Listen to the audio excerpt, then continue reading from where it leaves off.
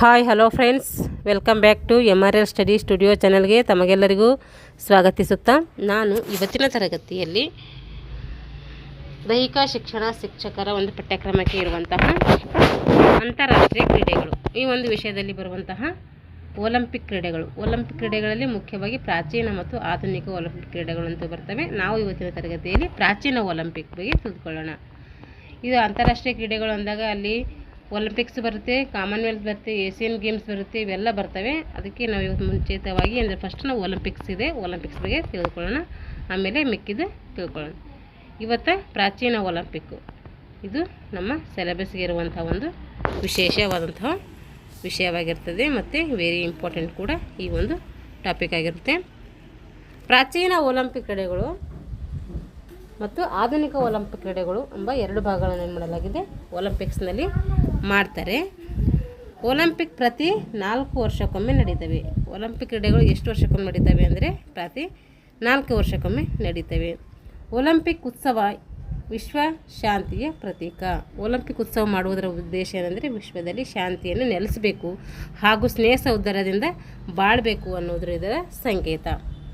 ಪ್ರೀತಿ ವಿಶ್ವಾಸಗಳ ದ್ಯೋತಕವಾಗಿ ನಾವು ಒಲಿಂಪಿಕ್ಸನ್ನು ಆಡ್ತೀವಿ.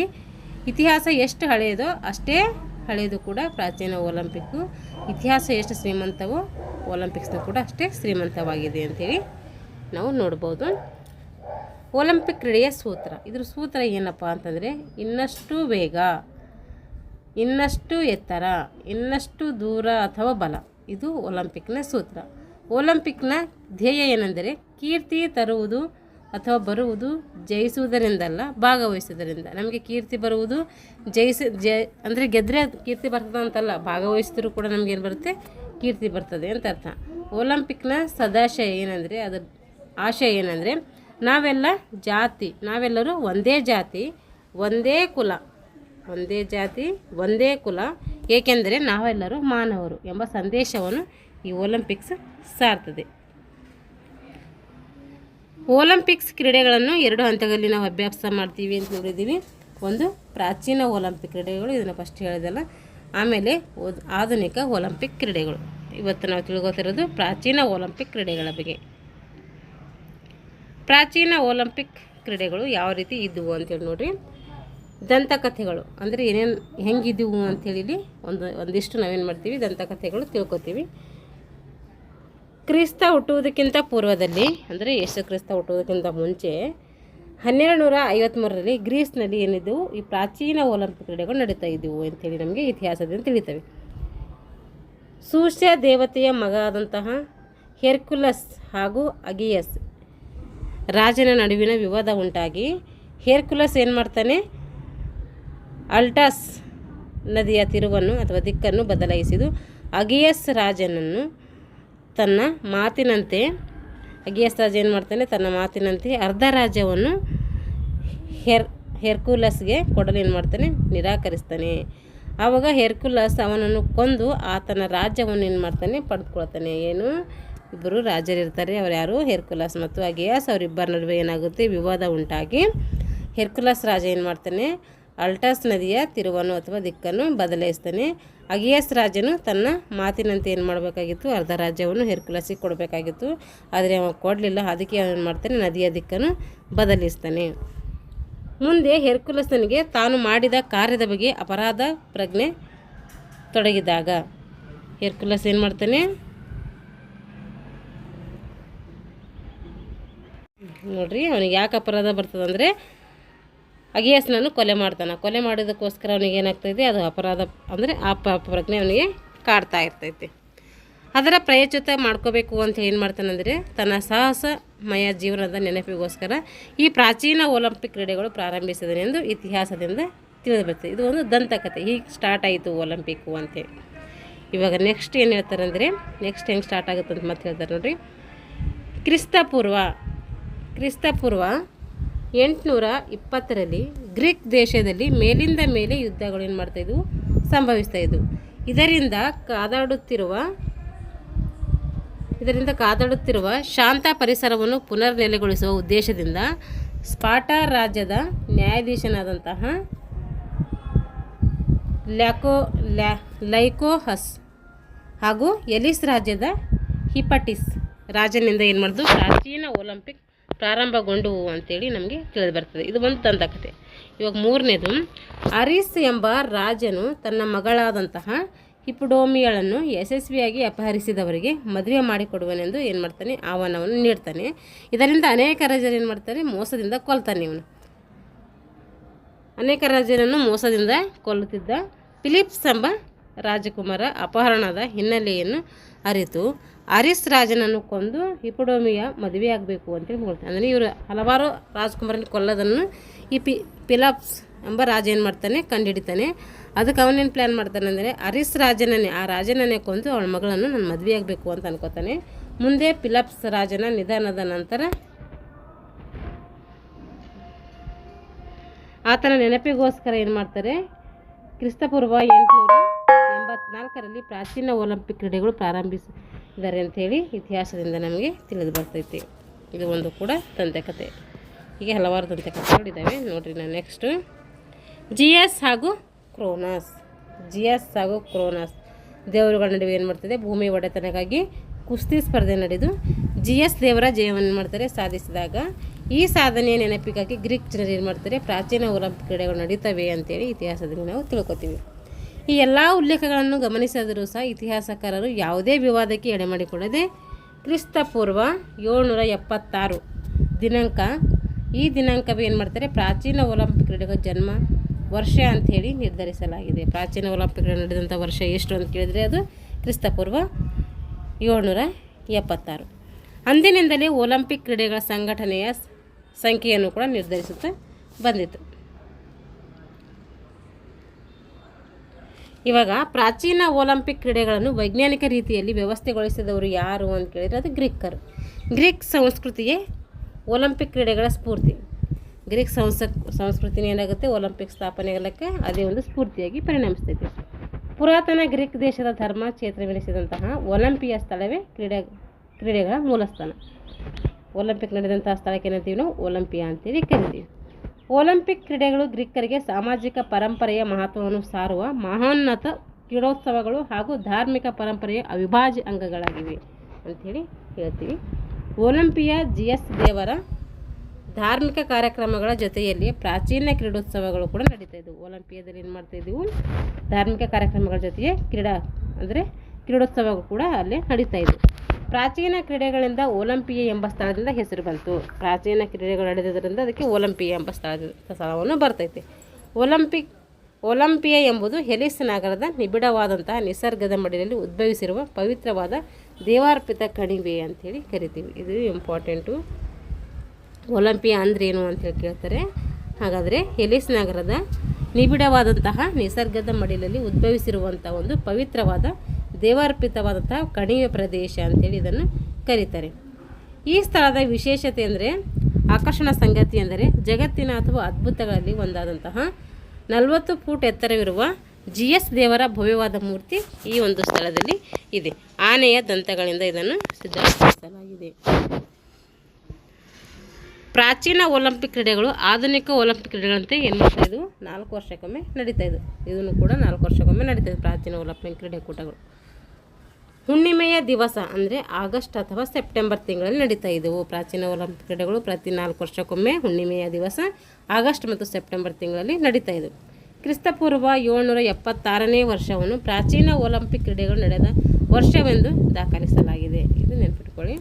ಮೊದಲನೇ ಪ್ರಾಚೀನ ಒಲಿಂಪಿಕ್ ಕ್ರೀಡೆಗಳು ನಡೆಯಲು ಕಾರಣಪುರುಷರಾದವರು ಪೀಸಾ ರಾಜ್ಯದ ಕ್ಲಿಯೋಸ್ಥೆನಿಸ್ ಹಾಗೂ ಎಲಿಸ್ ರಾಜ್ಯದ ಹಿಪಟಿಸ್ ಎಂಬುವರು. ಪ್ರಾಚೀನ ಒಲಿಂಪಿಕ್ ಕ್ರೀಡೆ ನಡೆಯಲಿಕ್ಕೆ ಯಾರ ಕಾರಣ ಅಂದರೆ ಕ್ಲಿಯೋಸ್ಥೆನಿಸ್ ಹಾಗೂ ಎಲಿಸ್ ರಾಜ್ಯದ ಹಿಪಟಿಸ್. ಈ ಸಂದರ್ಭದಲ್ಲಿ ಏಕೆ ಹಿರಿಯ ಎಂಬಲ್ಲಿ ನಡೆಯುತ್ತಿದ್ದ ಯುದ್ಧವನ್ನು ನಿಲ್ಲಿಸಿ ಮೊದಲನೇ ಪ್ರಾಚೀನ ಒಲಿಂಪಿಕ್ ಕ್ರೀಡೆಗಳು ಸುಗಮವಾಗಿ ನಡೆಯುವಂತೆ ಏನು ಮಾಡಿದ್ರು, ಪ್ರಾರಂಭಿಸಿದರು, ಪ್ರಯತ್ನ ಮಾಡಿದ್ರು ಇವರು. ಕ್ರೀಡಾಕೂಟವನ್ನು 45,000 ಪ್ರೇಕ್ಷಕರನ್ನು ವೀಕ್ಷಣೆ ಮಾಡಿದರು. ಪ್ರಾಚೀನ ಒಲಿಂಪಿಕ್ ಕ್ರೀಡೆಗಳು ಎಷ್ಟು ಜನ ಮಾಡಿದರು ಅಂದರೆ 45,000 ಪ್ರೇಕ್ಷಕರು ಅಂದರೆ ವೀಕ್ಷಣೆ ಮಾಡಿದರು. ವೃತ್ತಿಯಲ್ಲಿ ಅಡುಗೆಯವನಾದಂತಹ ಕೋರಿಯೋಬಾಸ್, ಒಲಿಂಪಿಕ್ ಕ್ರೀಡೆಯಲ್ಲಿ ನಡೆದಂತಹ ವೃತ್ತಿಯಲ್ಲಿ ಅಡುಗೆ ಮಾಡ್ತಾವಂತಹ ಕೋರಿಯೋಬಾಸ್ ಎಂಬ ಕ್ರೀಡಾಪಟು ವೈಯಕ್ತಿಕ ವೀರಗ್ರಣಿ ಪ್ರಶಸ್ತಿಯನ್ನು ಪಡೆದುಕೊಂಡಿದ್ದಾನೆ. ಇದನ್ನು ಇಂಪಾರ್ಟೆಂಟ್, ಇದನ್ನು ಕ್ವಶನ್ ಆಗಿದೆ, ಇದನ್ನು ನೆನಪಿಟ್ಕೊಳ್ಳಿ. ಪ್ರಾಚೀನ ಒಲಿಂಪಿಕ್ ಕ್ರೀಡೆಗಳು ರೋಮನ್ ರಾಜನಾದಂತಹ ಥಿಯೋಡಿಸನಿಂದ ಅವನತಿ ಹೊಂದುವವರೆಗೂ, ಅಂದರೆ ಕ್ರಿಸ್ತಪೂರ್ವ 776ರಿಂದ 394 AD ನಡೀತವೆ. ಏನು ಮಾಡಿದ್ವು ಇವು? ಕ್ರಿಸ್ತಪೂರ್ವ 776ರಿಂದ 394 ಏನು ಮಾಡ್ತವೆ? ನಡೀತವೆ. ಎಲ್ಲಿ ಗಂಟೆ ನಡೆದವು ಅಂತ ಕೇಳಿದ್ರೆ ಎಲ್ಲಿ ಗಂಟೆ ಅಂತ ಹೇಳಬೇಕು. ಈಗ ಪ್ರಾಚೀನ ಒಲಿಂಪಿಕ್ ಕ್ರೀಡೆಗಳು ಅಥವಾ ಅರ್ಹತಾ ನಿಯಮಗಳು. ಪ್ರಾಚೀನ ಒಲಿಂಪಿಕ್ ಕ್ರೀಡೆಗಳು ಹೆಂಗೆ ನಡೀತವೆ, ಅದಕ್ಕೆ ಅರ್ಹತೆಗಳು ಏನೇನು ಇರಬೇಕು, ನಾವು ಭಾಗವಹಿಸಬೇಕು ಅಂತಂದರೆ ಇಲ್ಲಿ ಕೊಟ್ಟಿದ್ದಾರೆ ನೋಡಿ. ಅವರು ಗ್ರೀಕ್ ದೇಶದಲ್ಲಿ ಜನಿಸಿರಬೇಕು. ಪ್ರಾಚೀನ ಒಲಿಂಪಿಕ್ ಕ್ರೀಡೆಯಲ್ಲಿ ಭಾಗವಹಿಸಬೇಕು ಅಂದರೆ ಅವರು ಗ್ರೀಕ್ ದೇಶದಲ್ಲಿ ಜನಿಸಿರಬೇಕು. ನಗ್ನರಾಗಿ ಭಾಗವಹಿಸುವ ಕ್ರೀಡಾಪಟುಗಳಿಗೆ ಮಾತ್ರ ಅವಕಾಶ ಇರ್ತದೆ. ಅಂದರೆ ಬೆತ್ತಲೆಯಾಗಿ ಈ ಕ್ರೀಡೆಯಲ್ಲಿ ಭಾಗವಹಿಸಬೇಕು. ಮತ್ತು ಅಪರಾಧಿಗಳಾಗಿರಬಾರದವರು. ಹಾಗೂ ಒಮ್ಮೆ ಕ್ರೀಡಾಪಟು ಭಾಗವಹಿಸುವುದು ಖಚಿತಪಡಿಸಿಕೊಂಡರೆ ಯಾವುದೇ ಕಾರಣಕ್ಕೂ ಸ್ಪರ್ಧೆಯಿಂದ ಬಿಟ್ಟು ಕೊಡುವ ಹಾಗಿಲ್ಲ. ಒಂದು ಸರಿ ನಾವು ಭಾಗವಹಿಸ್ತೀವಿ ಅಂತ ಹೋದರೆ ಯಾವುದೇ ಕಾರಣಕ್ಕೂ ಸ್ಪರ್ಧೆಯನ್ನು ಬಿಟ್ಟುಕೊಡುವ ಹಾಗಿಲ್ಲ, ಭಾಗವಹಿಸಲೇಬೇಕು. ಕೇವಲ ಹವ್ಯಾಸ ಕ್ರೀಡೆಗಳಿಗೆ ಮಾತ್ರ ಪ್ರವೇಶ. ಹವ್ಯಾಸ ಇರಬೇಕು ಅವರಿಗೆ, ಸುಮ್ಮನೆ ಆಟ ಆಡೋದಿಲ್ಲ. ಹವ್ಯಾಸ ಕ್ರೀಡೆಗಳಿಗೆ ಏನು ಮಾಡ್ತಾರೆ? ಪ್ರವೇಶ ಕೊಡ್ತಾರೆ. ಕ್ರೀಡಾಪಟುಗಳು 10 ತಿಂಗಳು ಕಡ್ಡಾಯ ತರಬೇತಿಯನ್ನು ಪಡೆದಿರಬೇಕು. 10 ತಿಂಗಳ ತರಬೇತಿಯನ್ನು ಕಡ್ಡಾಯವಾಗಿ ಪಡೆದಿರಬೇಕು ಅವರು.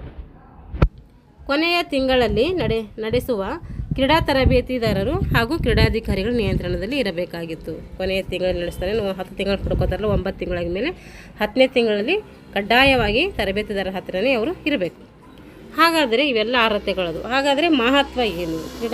ಪ್ರಾಚೀನ ಒಲಿಂಪಿಕ್ ಕ್ರೀಡೆಯ ಮಹತ್ವ ಏನು ಅಂತ ನೋಡೋಣ. ಪ್ರಾಚೀನ ಒಲಿಂಪಿಕ್ ಕ್ರೀಡೆಗಳು ಪೂರ್ವದಲ್ಲಿ ಹೆಲಿಸ್ ನಗರದಲ್ಲಿ ಸಮಾವೇಶಗೊಂಡವು. ಅಂದರೆ ಪ್ರಾಚೀನ ಒಲಿಂಪಿಕ್ ಕ್ರೀಡೆಗಳು ಮೊದಲೆಲ್ಲ ನಡೆದವು ಅಂದರೆ ಹೆಲಿಸ್ ಎಂಬ ನಗರದಲ್ಲಿ. ನಿರ್ಣಾಯಕರ ಕಠಿಣವಾದ ಮೇಲ್ವಿಚಾರಣೆಯಲ್ಲಿ ತಮ್ಮ ಕ್ರೀಡಾ ತರಬೇತಿಯನ್ನು ಮುಗಿಸಿ ಕ್ರೀಡೆಗಳಲ್ಲಿ ಭಾಗವಹಿಸಲು ಏನು ಮಾಡ್ತಾಯಿದ್ರು? ಕ್ರೀಡಾಪಟುಗಳು ಸಿದ್ಧರಾಗ್ತಾಯಿದ್ರು. ಪೂರ್ಣ ಹುಣ್ಣಿಮೆ 2 ದಿವಸ ಪೂರ್ವದಲ್ಲಿ ಏನು ಮಾಡ್ತಾಯಿದ್ರು?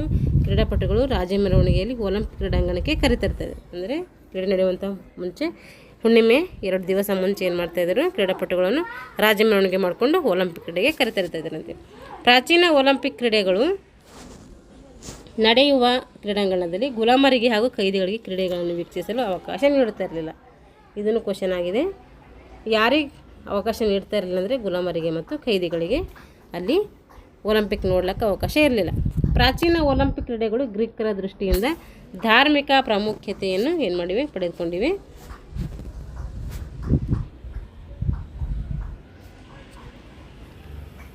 ಗ್ರೀಕರ ಆರಾಧ್ಯ ದೈವವಾದಂತಹ ಒಲಿಂಪಿಯಾದಲ್ಲಿ ಜಿಯಸ್ ದೇವರ ಸಮ್ಮುಖದಲ್ಲಿ ಮಾಡ್ತಾಯಿದ್ರು. ಎಲ್ಲಿ ಸಂಘಟನೆ ಮಾಡ್ತಾಯಿದ್ರು ಅಂದರೆ ಜಿಯಸ್ ದೇವರ ಸಮ್ಮುಖದಲ್ಲಿ. ಗ್ರೀಕ್ ದೇಶದ ಜನರು ಮತ್ತು ನೆರೆಹೊರೆಯವರು ದೇಶಗಳಾದಂತಹ ಈಜಿಪ್ಟ್, ಇಟಲಿ ಮತ್ತು ಲಿಬಿಯಾ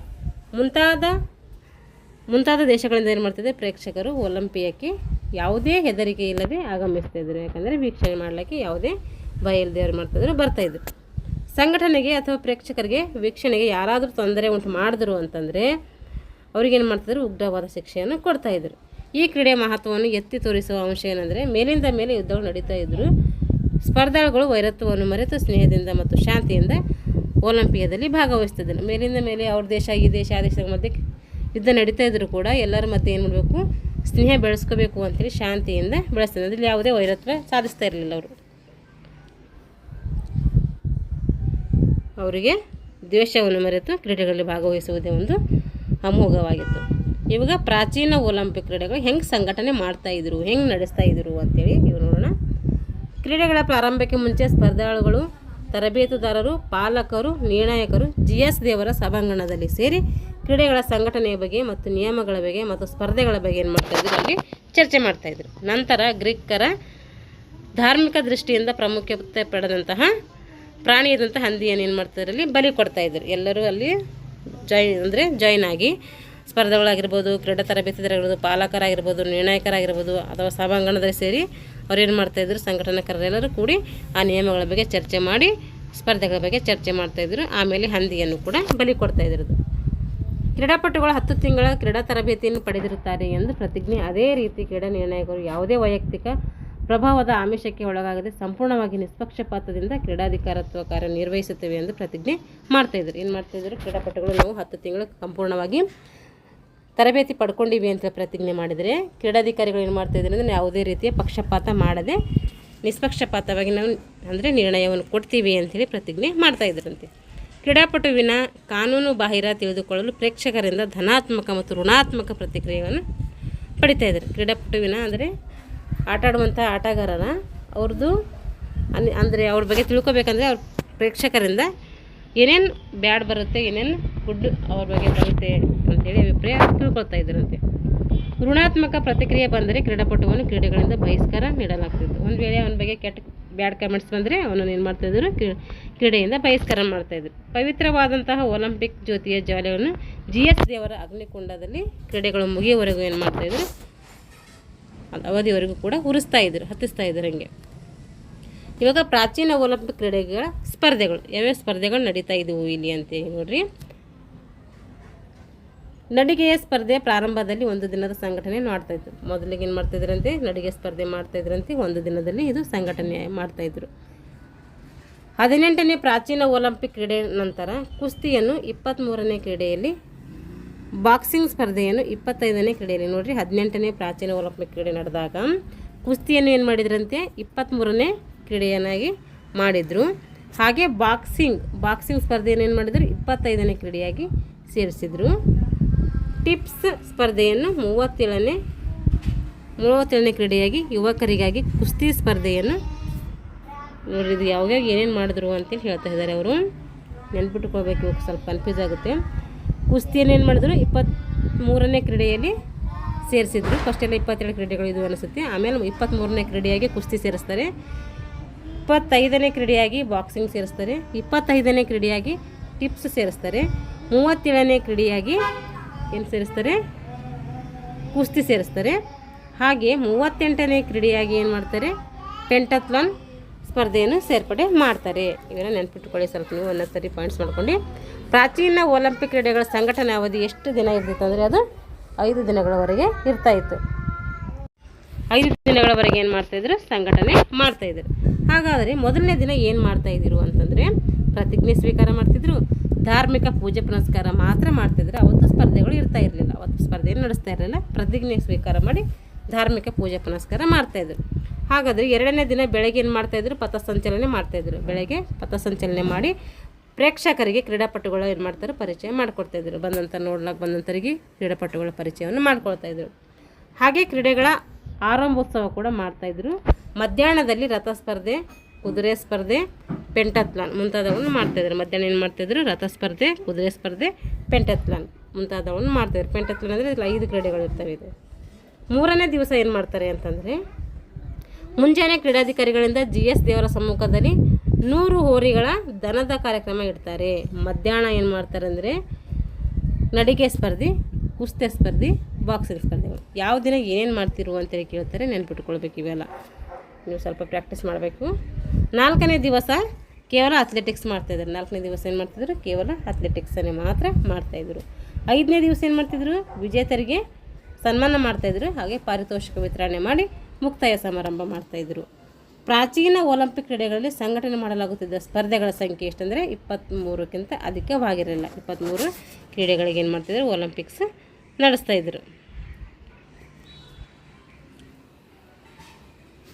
ಹಾಗೂ ಪ್ರಾರಂಭದಲ್ಲಿ ಪ್ರಾಚೀನ ಒಲಿಂಪಿಕ್ ಕ್ರೀಡೆಗಳು ಸ್ತ್ರೀಯರಿಗೆ ವೀಕ್ಷಿಸಲು ಅವಕಾಶ ಇರಲಿಲ್ಲ. ಯಾಕಂದರೆ ಅಲ್ಲಿ ಬೆತ್ತಲೆಯಾಗಿ ಮಾಡ್ತಾಯಿದ್ರಲ್ಲ ಕ್ರೀಡಾಪಟುಗಳು, ಅದಕ್ಕೆ ಅಲ್ಲಿ ಸ್ತ್ರೀಯರಿಗೆ ವೀಕ್ಷಿಸಲಿಕ್ಕೆ ಅವಕಾಶ ಇರಲಿಲ್ಲ. ಹಾಗೂ ಭಾಗವಹಿಸುವ ಅವಕಾಶ ಕೂಡ ಇರಲಿಲ್ಲ. ಕಾರಣ ಅಂತಂದರೆ ಕ್ರೀಡಾಪಟುಗಳು ಬೆತ್ತಲೆಯಾಗಿ ಭಾಗವಹಿಸ್ತಾಯಿದ್ರು. ಇತಿಹಾಸದ ಮೂಲಗಳಿಂದ ಸ್ತ್ರೀಯರಿಗೆ GS ದೇವರ ಸತಿಯಾದಂಥ ಹಿರಾ ದೇವತೆಯ ಸಮ್ಮುಖದಲ್ಲಿ ಪ್ರತ್ಯೇಕವಾಗಿ ಏನು ಮಾಡ್ತಾಯಿದ್ರು, ಸಂಘಟನೆ ಮಾಡ್ತಾಯಿದ್ರು, ಪ್ರತ್ಯೇಕವಾಗಿ ನಡೆಸ್ತಾಯಿದ್ರು. ಅವರು ಬಹುಮಾನ ಏನೇನು ಕೊಡ್ತಿದ್ರು ಅಂತ ನೋಡ್ರಿ. ಪ್ರಾಚೀನ ಒಲಿಂಪಿಕ್ ಕ್ರೀಡೆಗಳಲ್ಲಿ ವಿಜೇತರಾದವರಿಗೆ ಅತಿ ಶ್ರೇಷ್ಠ ಪದ್ಧತಿಯಲ್ಲಿ ಸನ್ಮಾನ ಮಾಡ್ತಾಯಿದ್ರು.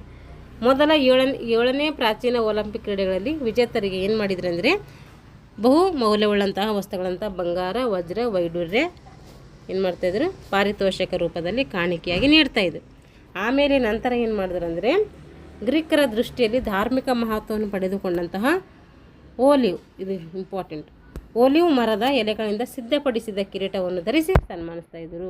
ಆ ಮರದ ಎಲೆಗಳಿಂದ ಕಿರೀಟ ಮಾಡಿದ್ದೇನು ಮಾಡ್ತಿದ್ರು, ಸಿದ್ಧಪಡಿಸಿ ಅವ್ರಿಗೇನು ಮಾಡ್ತಾಯಿದ್ರು, ಸನ್ಮಾನ ಮಾಡ್ತಾಯಿದ್ರು. ವಿಜೇತರಾದ ಕ್ರೀಡಾಪಟುಗಳನ್ನು ಗ್ರೀಕ್ ದೇಶದ ಜನರು ತಮ್ಮ ಆರಾಧ್ಯ ದೇವರ ಸಮಾನ ದೃಷ್ಟಿಯಲ್ಲಿ ಅಂದರೆ ಡೆಮಿಗಾಡ್ಸ್ ಗೌರವ ನೀಡ್ತಾಯಿದ್ರು. ಅಂದರೆ ಯಾರು ವಿಜೇತರಾಗ್ತಾರೋ ಅವ್ರಿಗೆ ಏನು ಮಾಡ್ತಾಯಿದ್ರು, ತಮ್ಮ ದೇವರಂತ ದೇವರೇ ಹೆಂಗೆ ಪೂಜೆ ಮಾಡ್ತಿದ್ರಲ್ಲ ಅವ್ರ ದೇವರಿಗೆ, ಅವ್ರ ದೇವರ ಥರನೇ ಇವರಿಗೂ ಕೂಡ ಪೂಜೆ ಮಾಡ್ತಾಯಿದ್ರಂತೆ. ಹಾಗಾದರೆ ಇಷ್ಟೆಲ್ಲ ಚೆನ್ನಾಗಿ ನಡ್ಕೊಂಡು ಬಂದಂತಹ ಪ್ರಾಚೀನ ಒಲಿಂಪಿಕ್ ಕ್ರೀಡೆಗಳು ಅವನತಿ ಆದವು. ಯಾಕೆ ಅವನತಿ ಆದವು ಅಂಥೇಳಿ ಇವಾಗ ನೋಡೋಣ. 776 BCಯಲ್ಲಿ ಪ್ರಾರಂಭಗೊಂಡು 394 AD ವರೆಗೆ ನಡೆದಂತಹ ಸುಮಾರು 12 ವರ್ಷಗಳ ಕಾಲ ನಡೆದಂತಹ ಪ್ರಾಚೀನ ಒಲಿಂಪಿಕ್ ಕ್ರೀಡೆಗಳು ಪ್ರತಿ 4 ವರ್ಷಕ್ಕೊಮ್ಮೆ ನಡೀತಾ ಇದ್ದವು. ಒಟ್ಟು 293 ಸಲ ನಡೆದಿದ್ದಾವೆ.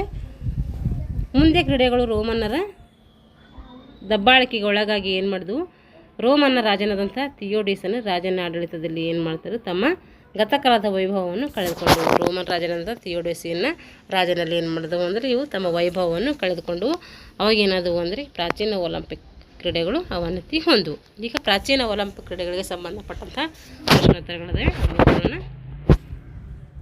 ಪ್ರಾಚೀನ ಒಲಿಂಪಿಕ್ ಕ್ರೀಡೆಗಳು ಪ್ರಪ್ರಥಮವಾಗಿ ಎಷ್ಟಾಗಿ ನಡೆದವು ಅಂದರೆ ಕ್ರಿಸ್ತಪೂರ್ವ 776ರಲ್ಲಿ ನಡೆದವು. ಪ್ರಾಚೀನ ಒಲಿಂಪಿಕ್ ಕ್ರೀಡೆಗಳನ್ನು ಕಡ್ಡಾಯವಾಗಿ ನಿಷೇಧಿಸಿದಂಥ ದೊರೆ ಯಾರಂದರೆ ಥಿಯೋಡೋಸಿಯಸ್. ರೋಮನ್ನ ದೊರೆಯ ಪ್ರಾಚೀನ ಒಲಿಂಪಿಕ್ ಕ್ರೀಡೆಗಳನ್ನು ನಿಷೇಧಿಸಿದ್ದು ಎಷ್ಟರಲ್ಲಿ ಅಂತ ಕೇಳಿದರೆ ಕ್ರಿಸ್ತಶಕ 394. ಪ್ರಾಚೀನ ಒಲಿಂಪಿಕ್ ಕ್ರೀಡೆಗಳು ಈ ದಿವಸ ನಡೀತಾ ಇದ್ದವು, ಅಂದರೆ ಪೂರ್ಣ ಹುಣ್ಣಿಮೆ ದಿವಸ ನಡೀತಾ ಇದ್ದವು. ಹೆಲಿಸ್ ನಗರ ನಿಬಿಡವಾದಂಥ ನಿಸರ್ಗದ ಮಡಿಲಲ್ಲಿ ಉದ್ಭವಿಸಿದ ಪವಿತ್ರವಾದ ದೇವರ್ಪಿತ ಕಣಿವೆ ಪ್ರದೇಶ ಯಾವುದಂದರೆ ಅದು ಒಲಿಂಪಿಯಾ. ಅತಿ ವೇಗ, ಅತಿ ಎತ್ತರ ಮತ್ತು ಅತಿ ದೂರ ಇವು ಯಾವ ಕ್ರೀಡೆಯ ಗುರಿಯಾಗಿದ್ದರೆ ಒಲಿಂಪಿಕ್ಸ್ಗೆ. ಪ್ರಾಚೀನ ಒಲಿಂಪಿಕ್ ಆಟಗಳು ನಡೆದ ಅವಧಿ ಎಷ್ಟಂದರೆ ಕ್ರಿಸ್ತಪೂರ್ವ 776 ಅಲ್ಲಿಂದ ಕ್ರಿಸ್ತಶಕ 394ರವರೆಗೆ ನಡೀತವೆ. ಒಲಿಂಪಿಕ್ ಕ್ರೀಡೆಯ ಇದರ ಹೆಸರಿಂದ ಬಂದಿದೆ ಅಂದರೆ ಒಲಿಂಪಿಯಾ ಎಂಬ ಸ್ಥಳದಿಂದ ಬಂದಿದೆ. ಪ್ರಪಂಚದ ಮೊದಲ ಒಲಿಂಪಿಕ್ ಚಾಂಪಿಯನ್ ಯಾರಂದರೆ ಕೋರಿಬಾಸ್. ಇದು ಇಂಪಾರ್ಟೆಂಟ್. ಮ್ಯಾರಥಾನ್ ಓಟದ ದಂತಕಥೆ ಪೆಡಿಪಿಡಸ್ನು ಮೆರಾಥಾನಸ್ನಿಂದ ಅಥೆನ್ಸ್ಗೆ ಗ್ರೀಕರ ವಿಜಯದ ಸುದ್ದಿಯನ್ನು ಪ್ರಕಟಿಸಲು ಓಡಿದಂಥ ವರ್ಷ ಯಾವುದಂದರೆ ಕ್ರಿಸ್ತಪೂರ್ವ 490. ಪ್ರಥಮ ಪ್ರಾಚೀನ ಒಲಿಂಪಿಕ್ ಕ್ರೀಡಾಕೂಟ ಇವರ ನೇತೃತ್ವದಲ್ಲಿ ನಡೀತು ಅಂದರೆ 1ನೇ ಕಿಂಗ್ ಜಾರ್ಜ್. 23ನೇ ಪ್ರಾಚೀನ ಒಲಿಂಪಿಕ್ ಕ್ರೀಡೆಯಲ್ಲಿ ಸೇರ್ಪಡೆಯಾದಂಥ ಕ್ರೀಡೆ ಯಾವುದಂದರೆ ಬಾಕ್ಸಿಂಗ್. ನೆನ್ಪಿಟ್ಕೋಬೇಕು. ಪ್ರಾಚೀನ ಒಲಿಂಪಿಕ್ ಕ್ರೀಡಾಕೂಟದಲ್ಲಿ ಭಾಗವಹಿಸಬೇಕಾದರೆ ಕನಿಷ್ಠ ಎಷ್ಟು ತಿಂಗಳು ತರಬೇತಿ ಪಡಿಬೇಕು ಅವರಲ್ಲಿ? 10 ತಿಂಗಳು. ಪ್ರಾಚೀನ ಒಲಿಂಪಿಕ್ ಕ್ರೀಡಾಕೂಟದಲ್ಲಿ ಕ್ರೀಡಾಜ್ಯೋತಿಯು ಜ್ವಾಲೆಯನ್ನು ಕ್ರೀಡಾಕೂಟದ ಅವಧಿ ಮುಗಿಯುವವರೆಗೂ ಹೊತ್ತಿಸುತ್ತಿದ್ದಂಥ ಜಾಗ ಯಾವುದಂದರೆ ಜಿಯಸ್ ದೇವರ ಅಗ್ನಿಕುಂಡದಲ್ಲಿ. ಪ್ರಾಚೀನ ಒಲಿಂಪಿಕ್ ಕ್ರೀಡಾಕೂಟಗಳು ಪ್ರಾರಂಭದಿಂದ ಗ್ರೀಕರು ಧಾರ್ಮಿಕ ದೃಷ್ಟಿಯಿಂದ ಯಾವ ಪ್ರಾಣಿಯನ್ನು ಬಲಿ ಕೊಡ್ತಾ ಇದ್ರು ಅಂದರೆ ಹಂದಿ.